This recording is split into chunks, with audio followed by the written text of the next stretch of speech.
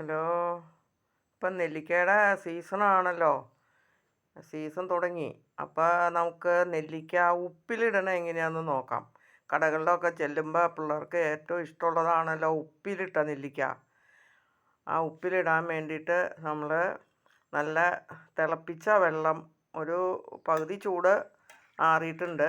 അങ്ങനെ തിളപ്പിച്ച പകുതി ചൂടാറിയ വെള്ളത്തിലേക്ക് വെള്ളത്തിന് കൂടാനുള്ള ഉപ്പ്, വെള്ളത്തിന് ഇച്ചിരി മുൻകടന്ന് നിൽക്കണം. നെല്ലിക്കയിൽ ഉപ്പ് പിടിക്കുമല്ലോ. അപ്പോൾ അങ്ങനെ മുൻകടന്ന് നിൽക്കാൻ പാകത്തിന് തിളപ്പിച്ച് പകുതി ചൂടാക്കിയ വെള്ളമാണ്. ഈ വെള്ളത്തിലേക്ക് ഉപ്പിട്ട് ഇളക്കിയിട്ടുണ്ട്. പിന്നെ ഇടുന്നത് കാന്താരി മുളക് ഒന്ന് പൊട്ടിച്ചിട്ടുണ്ട്. നെല്ലിക്കയിലേക്ക് ഒന്ന് പിടിക്കാൻ നല്ലത് അതാണ്. അപ്പോൾ അത് കാരണം അത് പൊട്ടിച്ചിട്ടുണ്ട്. അപ്പോൾ ഈ നെല്ലിക്കയിലേക്ക് നമുക്ക് ആദ്യം കാന്താരി മുളക് അങ്ങോട്ട് ഇടാം. കാന്താരി മുളക് ഇട്ടു. കാന്താരി മുളക് ഇട്ടതിന് ശേഷം നമുക്ക് ഈ ഉപ്പിട്ട വെള്ളം നിറച്ചൊഴിക്കാം.